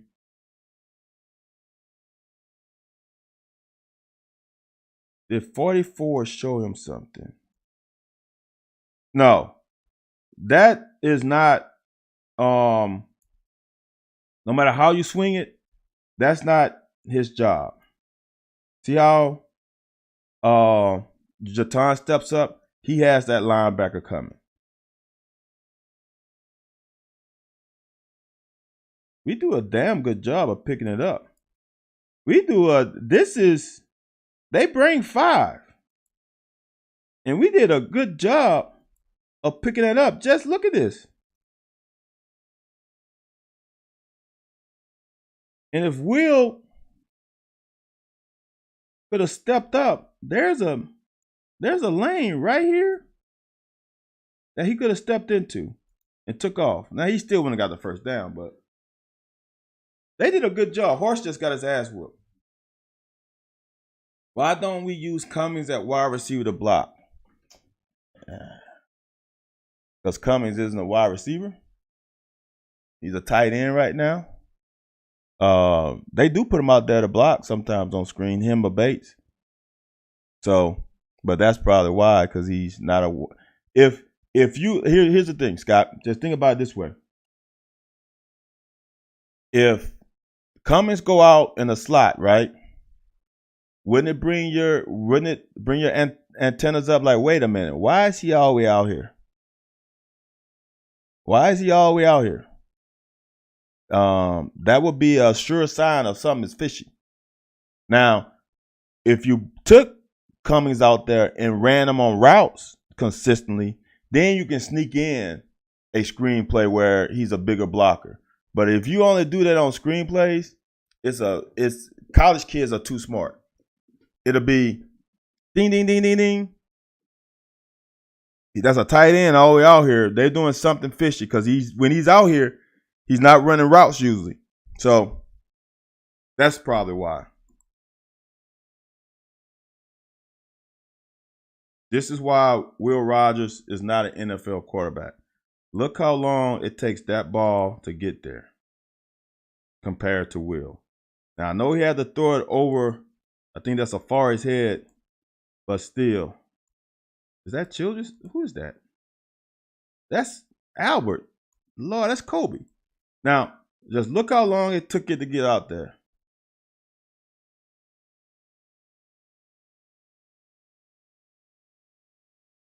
No.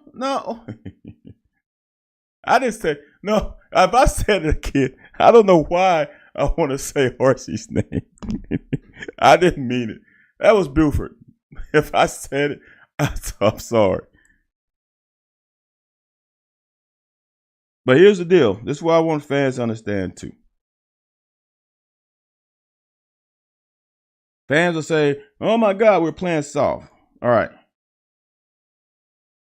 If we're playing cover 3, let me put it again. We got flat, curl, hook, curl, flat.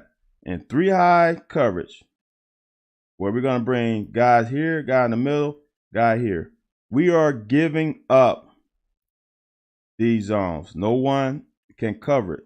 Because if we got 3 guys back, we bringing 4, we got 3 guys covering, that's 6. You can only cover 5 of the 6. So one of the zones are going to be open. off top. And guess what zone is open? Watch. He's in the flat. He's in the curl. He's in the hook. He's in the hook. He's in the curl. And he's got, they call him deep middle. And that guy, we have no guy in the flat zone. So they're going to complete it. You make them complete that all day if you're going to play cover 3. And if they get very good at it and they're like just killing us, then you just change coverage. Then you might go to cover 4. You might go to cover 2. You might go to a combo. You might go cover 6 and play cover 4 on one side, cover 2 on the other. There's options. But if you're in cover 3, they're just going to get you. All right, Swole. Good luck on your exam, man. That is great coverage by Valentine. But it was 2nd and 1. It is what it is. When they win, they win. The problem is our linebackers got sucked in 2nd and 1, and then they're scrambling like Mississippi State did earlier. This is where they should be. They just don't get there because they're scrambling. See how Derek got sucked in? So he was done. But that's fine. Make them. This is what you got to do against Tennessee. Make them keep snapping the damn ball. Don't give up big ass plays like you can't give up 200 plus yards to a damn receiver. Now, for people who say you can't rush 3 and be successful, how many people do we rush? They don't do a very good job of rushing 3, but we just rush 3 big guys. And one of them get pancaked. There's nowhere to throw it. There's nowhere to throw it. Because you're covering all the freaking zones.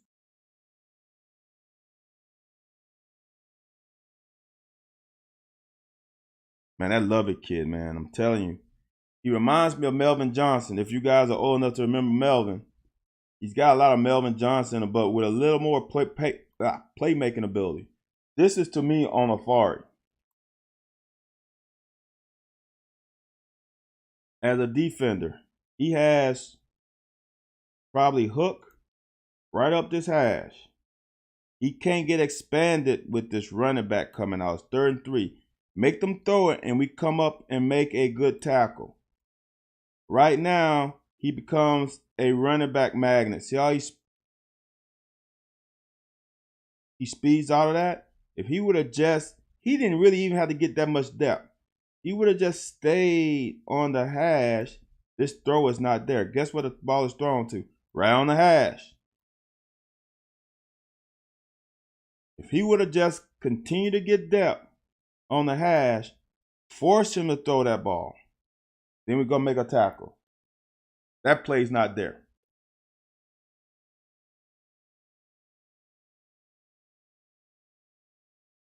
I'm telling y'all, Ox is not as bad. Look, Ox, this is another thing you got to think about Ox. For example, Ox showed out last year because he was playing next to Bully and Pascal.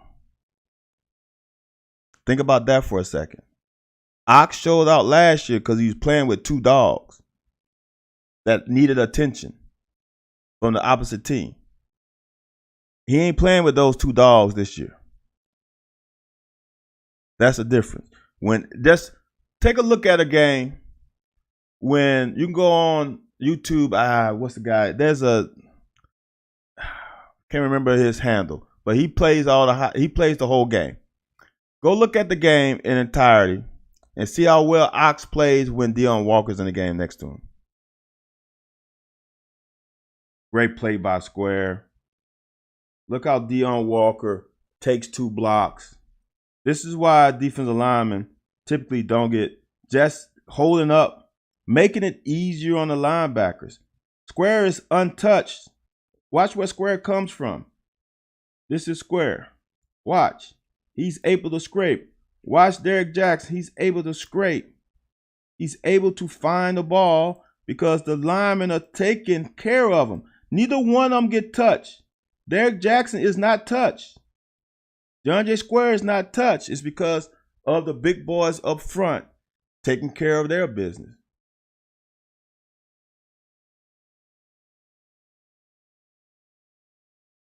We brush 3. Good job by Square. Getting to the back. That's the difference between this year and last year. Man, Square. Look, this is the bad part about, the unfortunate part about Square is he just not a big guy. He doesn't have a lot of lead. And it's going to be hard on the next level.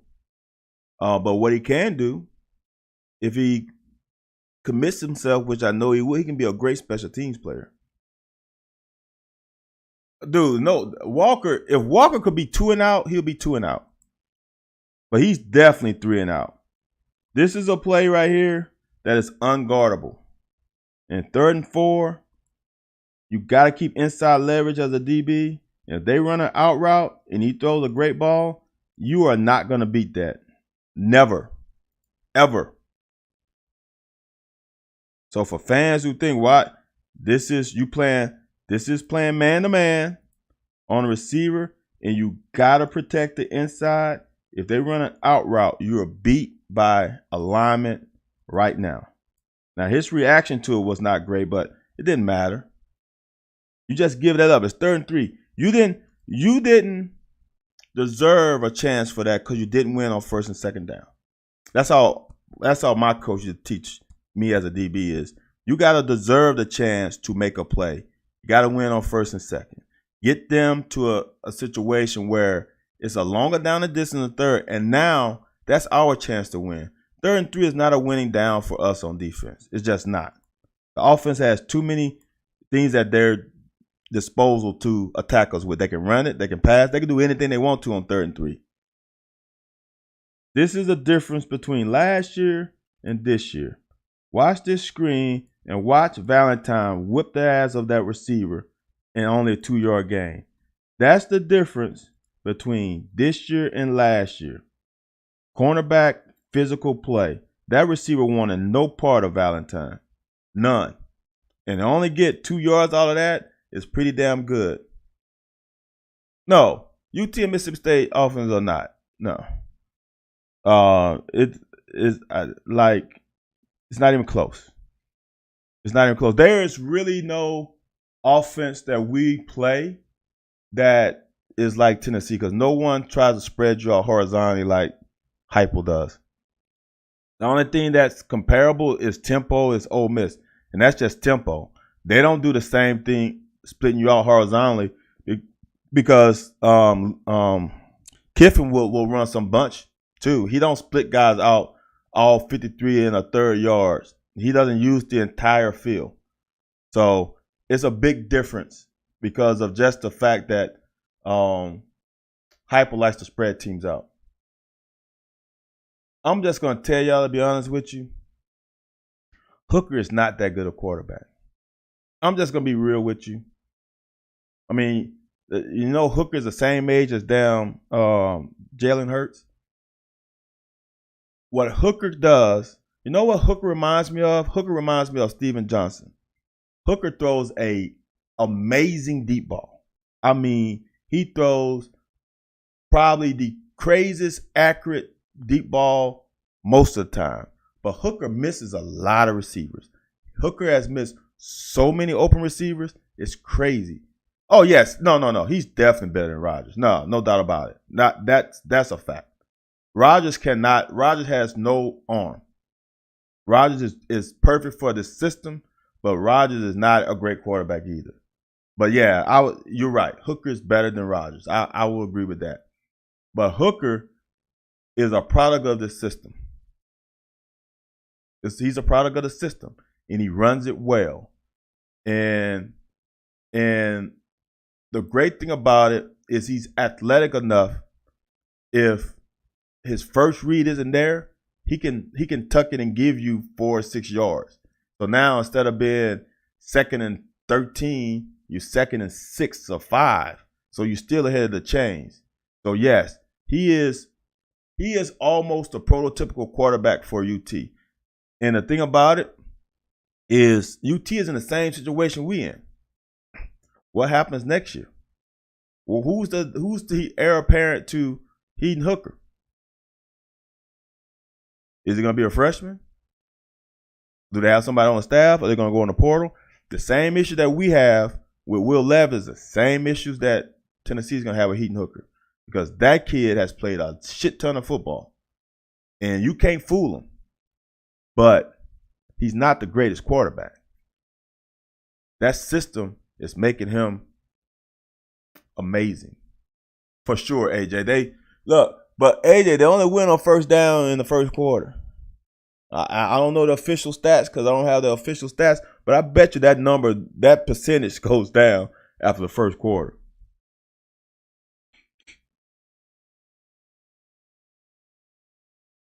Dion Walker doing Dion Walker things. They're trying to bully Dion with a double team and can't get there. We got 3 guys. Look at that. We only have 2 down linemen, really. We only got 2. That's Ox and Walker. There's no 3. We got 2 down linemen with 4 linebackers and 5 backs. We're in nickel. And all 2 down linemen whoop their ass. Look at Ox. So everybody's wondering where Ox is. Look at what Ox is. They can't go nowhere. Think about that. If you can stop a running game with 2 down linemen, no one can touch you. That was 2 down linemen. That was Ox, and that was Walker. Then you had your typical other 4 linebackers. Then you brought in Andrew Phillips. If you can stop a team run game with 2 down linemen and make them lose a yard, you're playing winning football. Now, this is a blitz, and this is a great time. This Lovett kid is becoming one of my favorites. That's it. Hey, Walker is a beast, man. No doubt about it. Man, he times this up. Like, that's perfect. So the reason why it's perfect is a lot of guys like to get up close, and then the offensive lineman, good offensive lineman, will punch you out. They'll be, okay, he's coming, then they'll adjust. With him coming from that, they don't see him. They already locked in. Look at this. You got 2 O-linemen on 1 because this guy timed it up perfectly. They didn't count him. And now he's free. And Wallace Square just took out the truck stick on that running back. We're a boogie type O-lineman from being. I don't agree with that, Scott. I really don't. I understand what you're saying. We might be a Josh Allen outside linebacker away from being a special defense. Because remember, Josh Allen played Jack, which is an outside linebacker. We had 3 down linemen, and Josh Allen was just a 4th. He was an outside linebacker who put his hand in the ground more. We don't do that as much. We'll just handle with 3, and then we usually drop, and we would bring forwards more on passing down. But Josh Allen had his hands in the ground a lot, but he also did great in coverage when he needed to.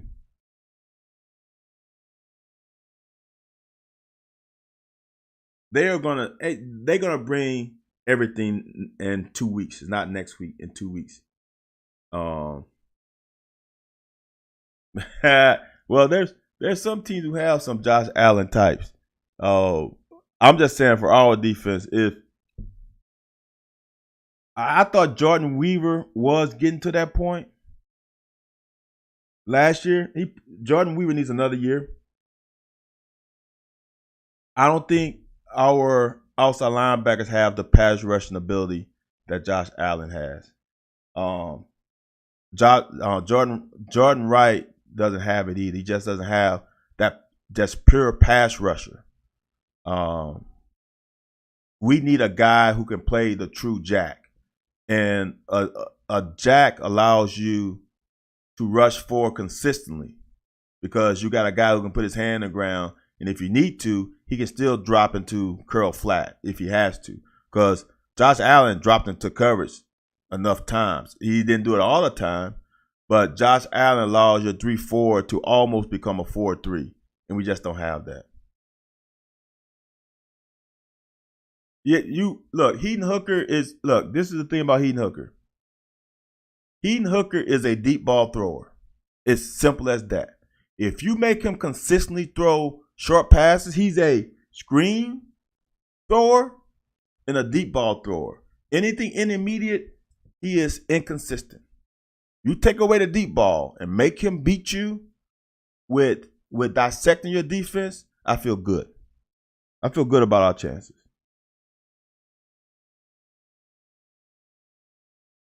See how Jordan love it? See how big 69?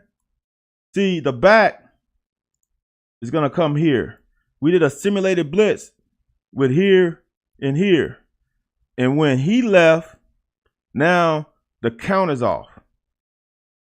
See? Now the count is off. 69 should have bumped, but he didn't. Because this guy is the back guy. They didn't see him coming from all the way around. And that's how we get it. If Lovett would have identified himself earlier, that they might have changed that protection and they would have got something out of it.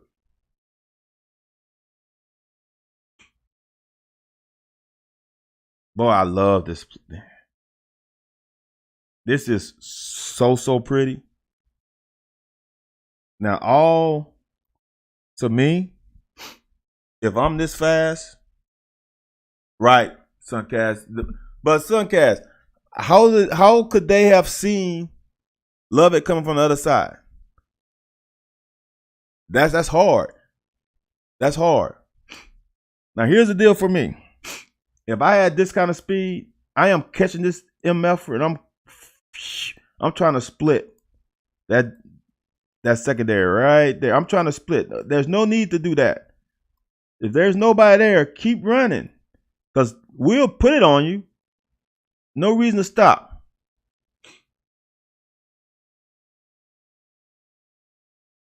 C-Rod been C-Rod.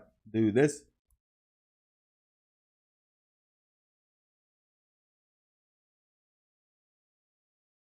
And we're beat. I'm going to just tell you. I played with Mo Williams. I still think, in my opinion, Mo Williams is the best back in UK history. If Mo Williams played with this offensive line all 3 years he was here, I think his story would be a little different. But C-Rod, that you got to bring your hard hat to bring him down. I will admire that. That is a great cut. This is look at that, right? That jump cut there is nice.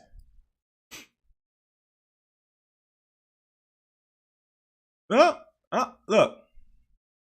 That's the hard part about it for me. Is I've seen a guy who was hitting the backfield so often, and still racked up almost 3,000 yards rushing. Did he go over 3? I can't remember. I've seen him. His yard after contact was ridiculous. Go watch that 1995 South Carolina game in Columbia. Sick.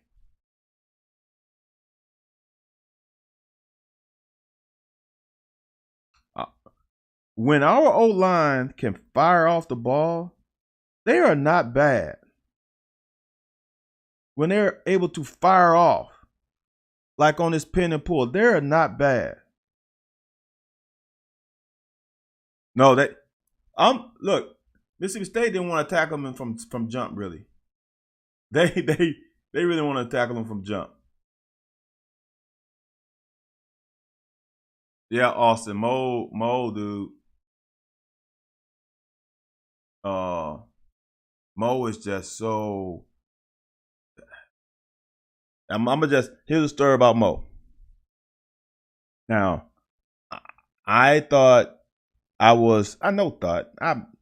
corners, we confident. I know I was a really good tackler. I was a thumper as a corner. And my freshman year, we both came in the same class. We had Peach Bowl practice. and I had to play safety because Melvin Johnson was hurt. And we ran the I bone, but we switched for that game. If you really want to go back, it's the weirdest thing. We switched the whole offense during that I don't know what you call it, that time between the end of the season and the Peach Bowl. We completely changed the offense. We went to a one-back offense. And I don't know what kind of, it might have been inside zone, whatever. And I played safety, and I read it quick. And I was a little bit shielded by a linebacker.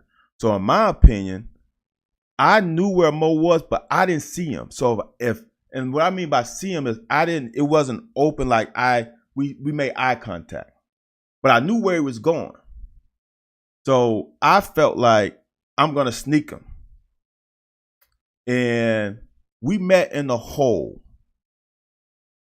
And my whole body shook. And I've never in my life had my body shake like that after hitting somebody. And Mo was only 186, 88 pounds. And I was about 185. And I had a good record of not losing a battle. And that kid shook me. Now, he didn't fall over me. We both fell sideways. But for me to think, I thought I had him. I thought this was going to be a KO shot because he didn't see me. So he wouldn't have had enough time to get himself ready. But his body, man, I don't know what was in his bones, but they were tight. And once I appeared, like, surprise, he fucking gathered himself. And it was now, I don't hear the clack. Yes, he was a freshman with me. I didn't hear the clack because obviously I'm in it, but people say it was the loudest thing they've heard in a long time because it was plastic. And dude, that I'm telling you, it was like a shiver down my whole body because he was just so hard. And that's Mo. Mo was not, if Mo was 220, whatever C-Rod is, you couldn't have touched Mo. If he carried 40 extra pounds, he would have been impossible. Because I'm telling you, the kid was under 190 pounds. And he brought the heat at that size.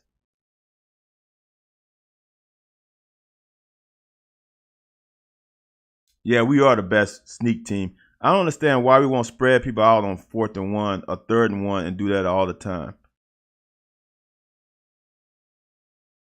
So sometimes that defense beats you. I know we running late now. So I'm going to try to get through. Man, see, so this is just C-Rod being C-Rod. But I also want to show you this is good blocking by the O-line. This is not just all on C-Rod. Now, what C-Rod does right here is all C-Rod. So, but that's 5 yards down the field. Because in college, you don't need a big sliver. See, that's daylight. See how you got a butt and a butt on Manning? That's daylight. That's a big hole. But this is C-Rod. Oh, great. I got an end zone. See that? See, that's a hole. You're not going to arm tackle C-Rod. He's already past you. When the O-line is able to strike off the line of scrimmage. Yes, son cat. Cut back is always. See, that's the difference. That's the difference with the C-Rod. He's not going to. He did it. He's starting to get better with jump cuts or just reading the backside. I don't think C-Rod reads backside at all. At all. He only reads front side. See, Will can only get 3 yards every time depending on the defensive front call. Sometimes they covering gaps. If they in a nose of 0 and 2 4s, he probably could get 2 yards a pop.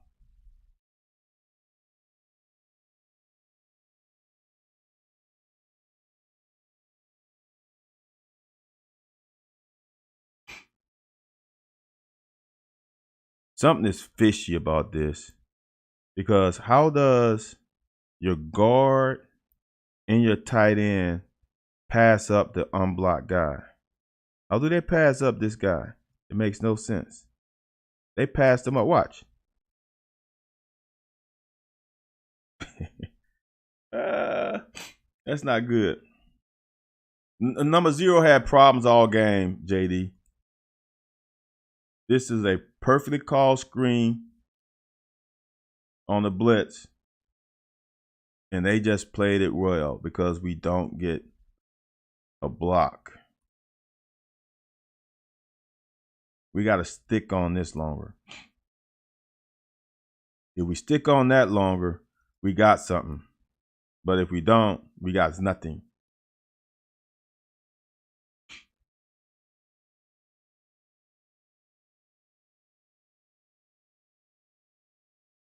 Ah, that was so close. This is almost as we call trap coverage.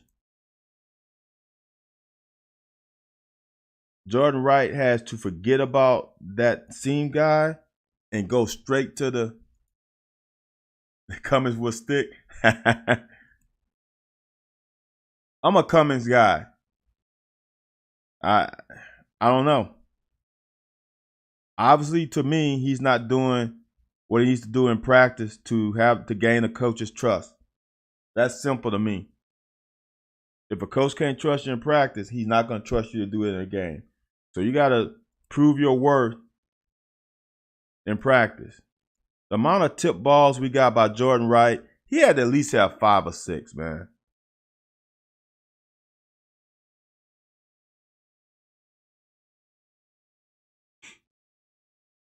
But let me show you. This is what we did differently this year. I don't know if we cross-read, but watch square go on his back. But you lose a zone. See, when he vacates that zone, guess where they throw it at? The zone that he vacated. So sometimes you can get yourself out of a zone. They've got to get, that's coach speak, JD. That's coach speak. Because I'm going to just tell you something. I don't think Upshaw is better than Cummings. If you think Dingle and Bates are your best 2, I think Cummings is your 3rd. So Cummings should get Upshaw's reps. And Upshaw should get Isaiah reps. Because I'm sorry, I don't think Upshaw is better than Cummings. This is Derek Jackson's pick. He needs to pick this because he does everything right. I said about this in the cut-up. He did everything right. He's done everything right except putting 2 hands up. He could have put 2 hands up. He could have got that.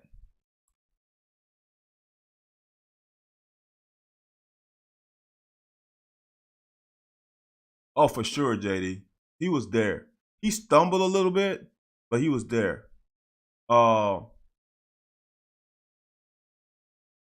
Yeah, Austin, I understand. It's almost 2 o'clock your time, brother. No, he's a tight end. Is Travis Kelce a tight end? Is that guy from with the Dolphins a tight end?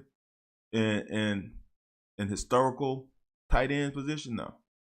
But Isaiah Cummings is a tight end because he can't handle being an outside receiver. Trust me. He's not an X or a Z at all. He is more of a Y. He's more of a hybrid.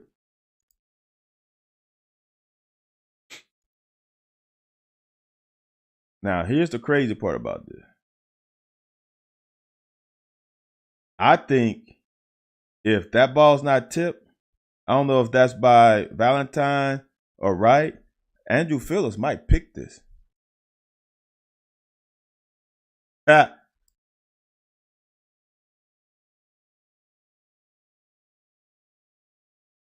We bring 4 again. Everybody in coverage. Now we got him 4th and short. Now this call was not smart. I actually was talking to a guy up in the concourse. I'm like, this makes no sense because they're up 3 Why would you chance this and give us a shorter field? Why not take the penalty and punt us inside the 10-yard line, or at least make us go from the 25? If Trevin Wild, like I said, he's not there yet. This is the sticks. Trevin needs to drop to the sticks.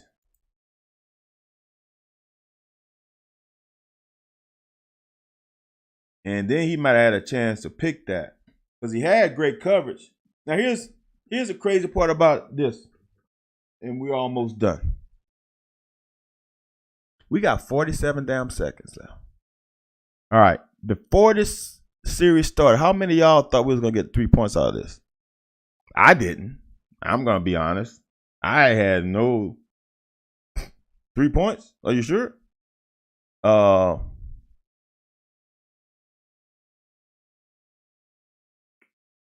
Okay, JD, what's weird about the personnel? One defensive lineman on Mississippi State? Yeah, probably because they thought we was rushing. If you asking that question, I don't know Mississippi State personnel really. They had one defensive lineman. They had him playing for the run. Everybody else trying to pin their ears back. Because look, they probably gonna bring 6. They bring 5. That's great job by Will buying time with sliding, and that guy did hold. So we got 5 yards. After all, well,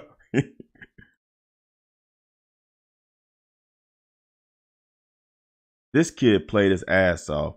I was not sure about Rashard Lewis, but he did. Oh, the last set for UK. Well, Jeff, remember earlier they only had 2 down linemen. They had only Ox and Walker. That was because they felt like it was a 3rd and long, and they were going to pass, and they had no chance of running. So their thing was, you don't know which guy's coming, so we're going to all stand up. Yeah. They were trying to cover those underneath zones with quicker guys and not linebackers who are not very good in drops. I hated linebackers in drops.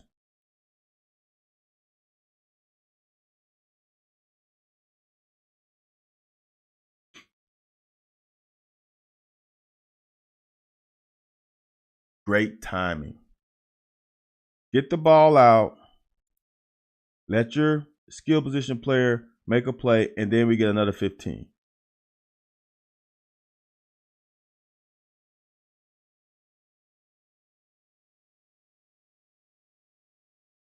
Now I'm going to show you something on this.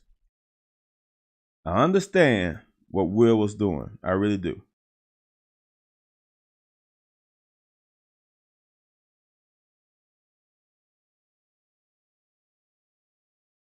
Watch him. Watch him. If he would have threw this ball on timing right there and completed that ball right there, I don't know. I don't know. That might have been a touchdown. This play was weird, and like I said, I was on the end zone. I'm like, why is Will got quads over here, and why does it matter if Jatan is outside? He was trying to spread it out and run this ball. Now, apparently, it was called that Skang didn't call this play. This was Will check. This makes no sense, Will. And the problem is this. This is when I always say the play before the play. There was a few plays earlier that Burton was putting his hands down, and we got offsides, a legal procedure on the offense, and it took away a timeout. If we had another timeout, this play works. But with one timeout, this doesn't, because now we don't have another way to stop the clock. See, so here's the deal. So it's 2nd and 4. We throw this fade, right? We throw this ball, right? It's 9 seconds left. Okay. So Will did the whole Van Hal. So now there's 9 seconds left. Yeah, can you run a play in 9 seconds? Damn sure. You can almost run 2 plays.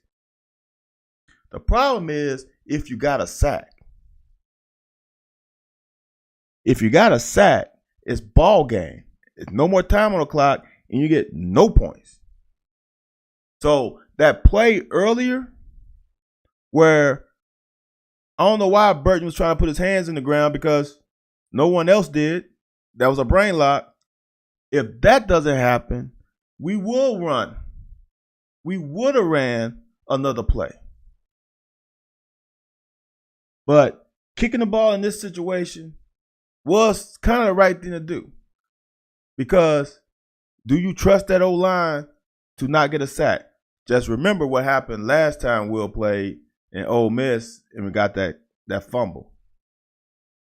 That's the stuff that, it's easy to play this stuff on Madden when there's nothing on the line. But those 3 points we had was big.